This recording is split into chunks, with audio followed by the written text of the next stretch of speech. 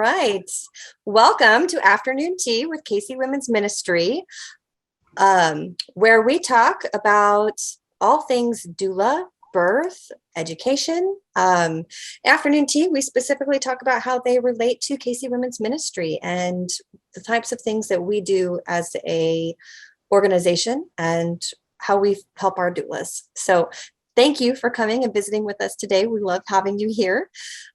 Today's topic is what to expect during our first prenatal. It's often a question we get actually is, what do you guys go over during your prenatals? Or why do you have two of them? Why can't you get everything done in one prenatal? Why are the prenatals so long?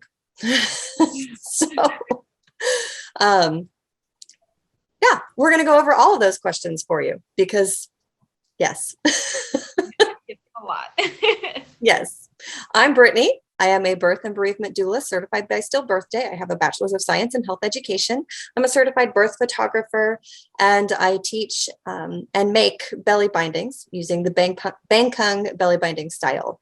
I am the education director and a volunteer with KCWM's Ministry. And I'm Madison. I'm also a certified birth and bereavement doula through Stillbirthday. I'm also a trained postpartum doula. I teach baby wearing, and I am the doula operations director with KCWM's Ministry. All right.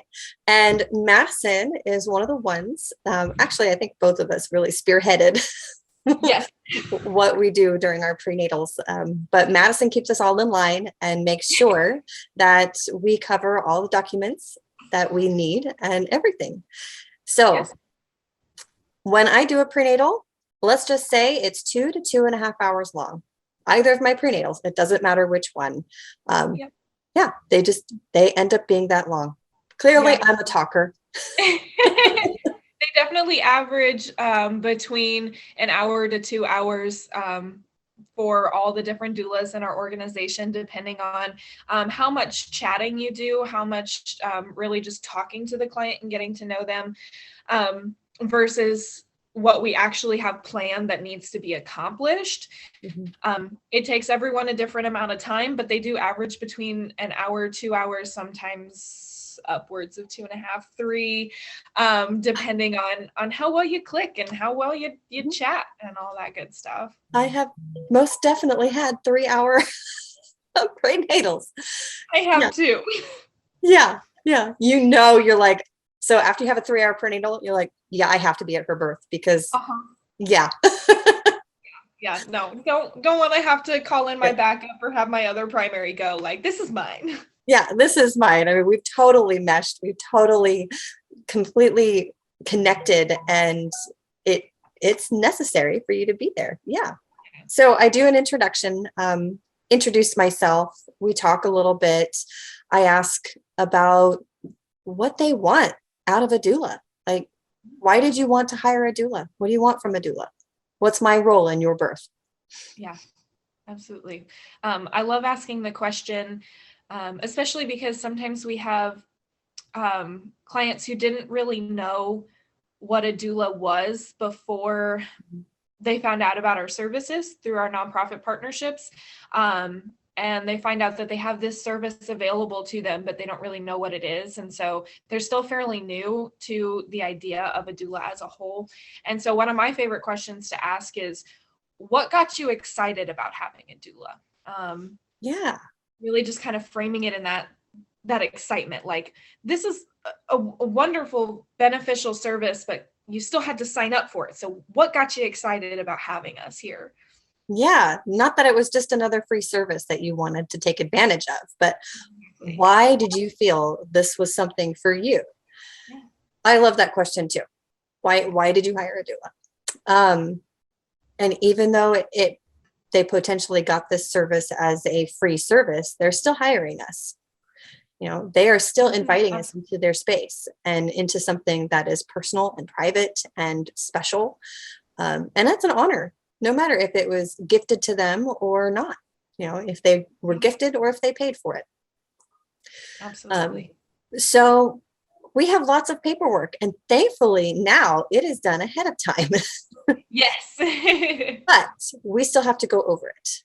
I still need to be familiar with my client's history. I still need to be familiar if my client had a history of sexual abuse or had a car accident that did something to her pelvis, and now she can't tolerate hip squeezes. Yeah. So we go over the paperwork. We go line by line and we follow it. I might even ask these questions again without even saying, looking at the answer and saying, okay, tell me about this. Yeah, You know? definitely. I do the same. Yeah. I'll look at the paperwork before I go and make sure, okay, I really need to ask about this. But for the most part, I'm going line by line through that paperwork. I'm making sure that I know the history of this client, because what her history is can really determine how I'm supporting her and the things that I'm saying. So we encourage all of our doulas to make sure that they're familiar with the paperwork. We used to have our doulas actually do the paperwork with the client while they were together, but we found that was, our prenatals are already close to 2 hours, and we were finding that people were spending hours upon hours on filling out that paperwork because, your client has to look things up or they're not really sure and you have to explain things. And so it's a lot easier now to have that filled out ahead of time and then be able to go over it. So you're familiar with what their answers were. If they didn't know something, then they left it blank, or they have the opportunity to ask beforehand and, be like, I don't understand what this is. What are you asking here? So then you can get through that paperwork a lot faster while still being familiar with who your client is. And a lot of times some of our questions are a little bit vague to save on paper space. And so it's important to elaborate on some of those, especially when it comes to the medical history. You have a history of depression, what does that kind of look like for you, and being aware of how that may affect the postpartum period. yeah. All of that kind of A question that I like to ask about depression too is, how recent was your last depressive episode? Because if it was just yesterday, okay, then we're still here. We're still in this space, and we need to address that. We need to acknowledge that as a doula, that whether it's due to the pregnancy or something in her life, this pregnancy has that potential to put her in another depressive, I don't know, episode, or especially for postpartum with those hormone changes happening. It's something we need to be very aware of. There are questions you can just gloss over. Yeah. There's several I gloss over, but then there are several that I'm pretty particular about. We need to know these things. Mm-hmm. So we go over paperwork. Yes. And we've cut that down from an hour to often about 30 minutes, hopefully, depending on how thorough you are. Yeah. So that we can spend more time talking about what their birth story looks like to them right now. What is their dream story? That takes at least half an hour to go through. I mean, it should. They have an idea. Yes. Also going over past pregnancy and labor stories. If this is not their first baby, what did they like? What didn't they like from their past labors? How do they want this labor to look similar or different? Is all kind of wrapped into that. What are your hopes and dreams for this labor? Kind of getting them into the mindset to then write their birth plan, which is something we go over in our second prenatal, but making sure that they're prepared and are thinking about what they want and what they desire. Depending on when in the pregnancy we're doing the prenatal, some clients aren't thinking about their birth plan yet. It's not even on their radar because it's early enough that either they don't want to or they just simply haven't thought about the birth plan yet. So going over what their hopes and desires are can help them get in that mindset of, okay, it's time to start planning and preparing and thinking about what I want that day to look like. Yeah. I don't go through the birth plan during prenatal 1. That's something I do during prenatal 2, and we'll talk about why later, because I really like giving time to that birth plan. But after I go through paperwork, we start in on being a little more physical. I like to do some yoga with my clients. I like to teach my clients how to prepare their mind and body. And it's important to do that during prenatal 1, so they have time to prepare. So they have time to practice, to stretch those muscles and get their body acclimated to a squat position. Labor, it's not something you can just wake up one day and go do. This is a heavily physical activity and a heavily mental activity. This takes a lot of prep. And if you don't prep, then I can guarantee you won't have this birth experience that's beautiful and gorgeous that you might be looking for. It's not going to happen. I'm sorry. I'm just going to flat out lay it out there. It's not going to happen. You have to prepare. Yes. And we try and make it easy to prepare with the prenatal yoga. And then also in prenatal 2, we go over birth positions and comfort measures and things like that. Practicing after you learn all of that, practicing the prenatal yoga, the routine that we give our clients is only about 10-15 minutes long. It takes 15 minutes a day to do, and it can have a drastic effect on how labor goes, because if we think about exercising, if we're getting ready to go help push a car up a hill, we're going to want to prepare for that. We're going to want to condition, and we're going to want to exercise, stretch our shoulders, and we're going to want more than just a day to prepare for that. I like equating it to running a marathon, or just running a 5K, or walking a 5K. Yeah. You don't go and walk a 5K and be okay the next day without practicing and preparing. You have to work up to a 3.1 mile walk or run. You can't just start running 3 miles. It just doesn't work that way. You prepare for it. You practice for it. Labor is the same way. You prepare and practice for it so that you can get through anywhere from 3 to 36 hours of intense physical and mental activity. Yeah, absolutely. And all of the doulas with KCWM's ministry have access to a very specific routine that we go over that was designed by a prenatal yoga instructor that they will do with you. That is designed to open your pelvis and stretch out those muscles, strengthen the pelvic floor, and really get your leg muscles, your core involved. And it's not just any kind of yoga that's safe for pregnancy. It is yoga specific to help you prepare for labor. And it can also relieve a lot of discomfort that you're having during pregnancy, especially the later you get. If you're having any kind of pubic symphysis dysfunction or any kind of pelvic pain or back pain, these yoga positions can really be beneficial during pregnancy.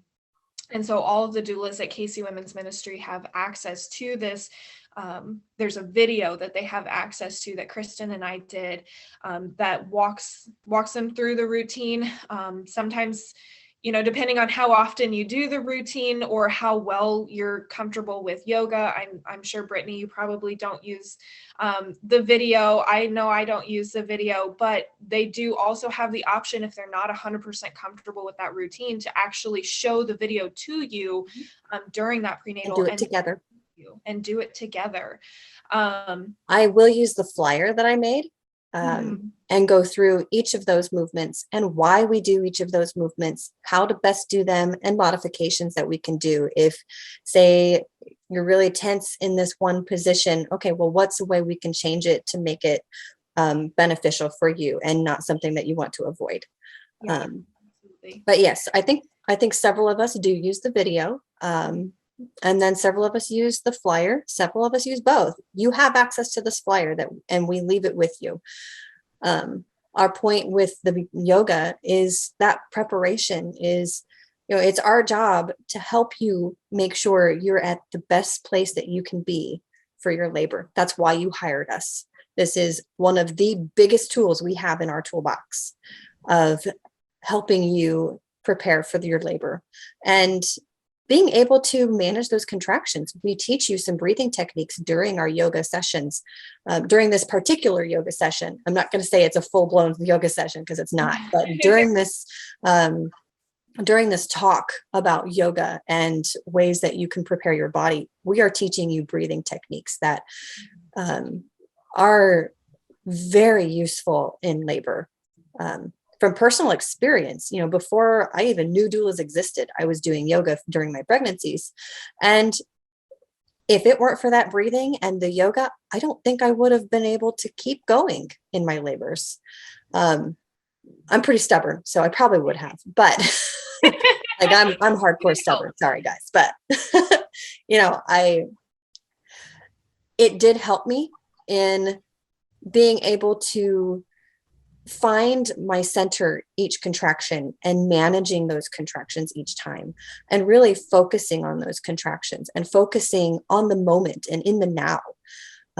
That's what that breath does for you. We know you know how to breathe. We know you can breathe every day. You do it every day. How do you breathe when you're doing exercise? How do you breathe when you're in an intense situation? Think about that. How do you breathe when you're in pain? Yeah. Let's say you stub your toe, or you break your arm, or you fall down and hurt your tailbone. Any kind of pain, even menstrual cramps. If you have really intense menstrual cramps, how do you breathe during that? It looks different.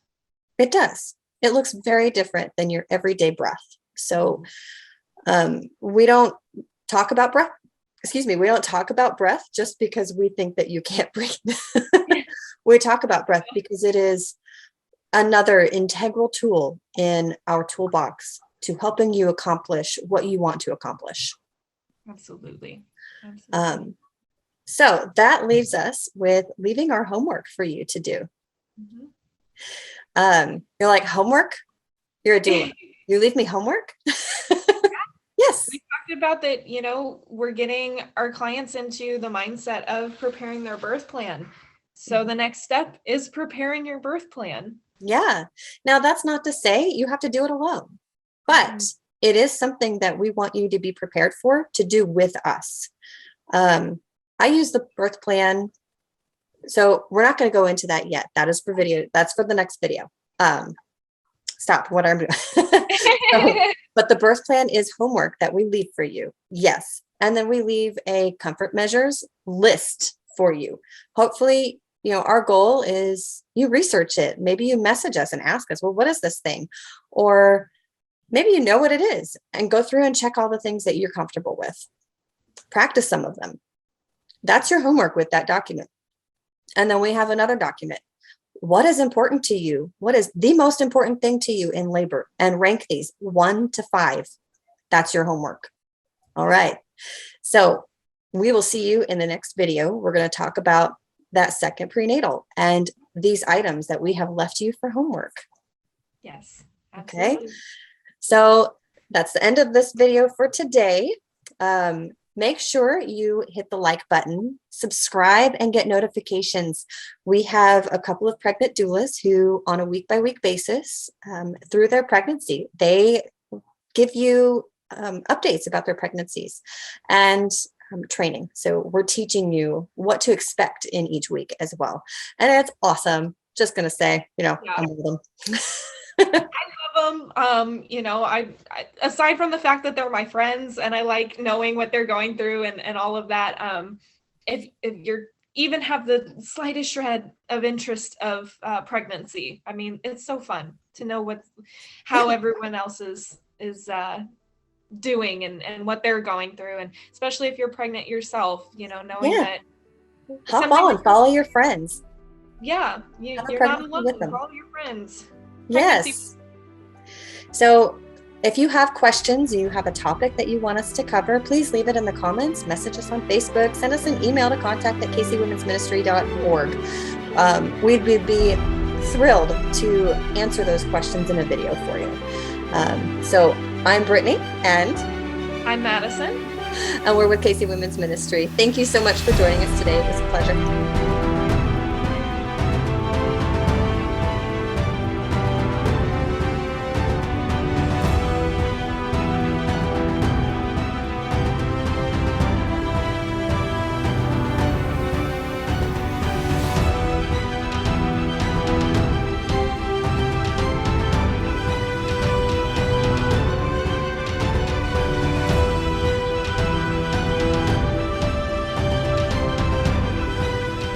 preceding media content is intended to be an educational reference guide and should not be taken as a substitute for medical advice from your doctor. KCWM adheres to strict self-step guidelines for prenatal and perinatal practices.